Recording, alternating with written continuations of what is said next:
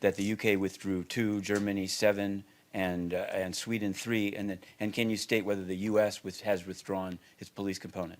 No, I can't confirm any nationalities. Basically, the concerned member states were informed of our decision. It's up to them to make public details on their decision to evacuate their officers, and that's of their choosing. And what about a UN memo that opines on the qualifications of a country to be a permanent member of the Security Council? I'm wondering, does the Secretariat have the same view of France, given sexual abuse and CAR? Or we could go down the line of the P5, but what do you think of that memo?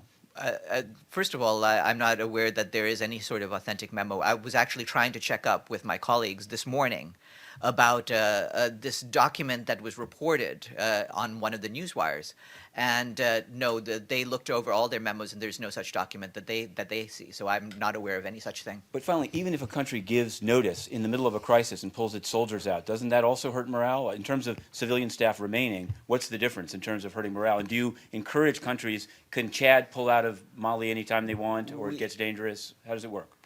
Well, first of all, this is not simply an issue of pulling out. We're well aware that there are times when military circumstances on the ground are extremely dangerous.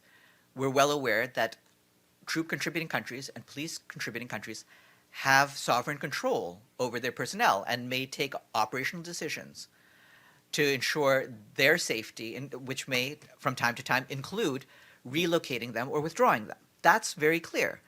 For us, the issue is really one of communication and coordination. That in this case, where some withdrawals were done without consulting the mission, that impedes our work. And that's what we wanted to make sure it does not happen. But how is it consistent with protection of civilians if the UN is saying to its peacekeeping and police contributors, you can leave whenever it gets dangerous, you can leave, no problem? That's not what we're saying. We're not saying you can leave.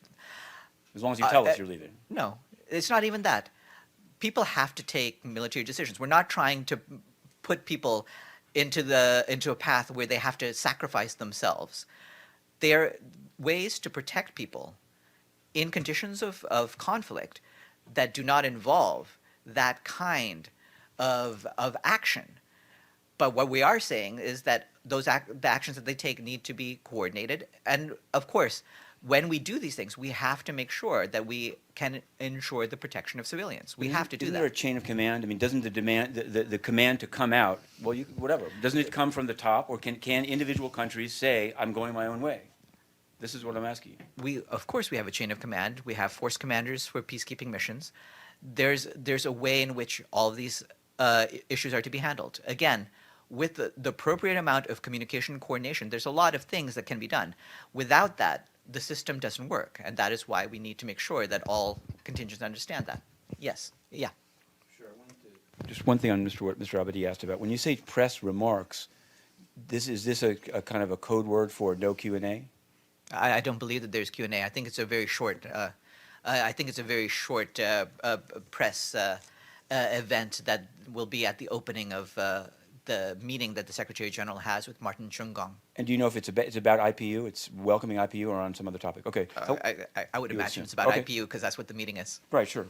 Can I ask you about, in Gambia, the opposition leader, Mr. Darboe, has been sentenced to 3 years for participating in a demonstration. And I wanted to know, I know previously the UN and the UN Office of West Africa and Mr. Feltman had been trying to engage with Gambia. What's been done since, and do you have any comment on this prison sentence?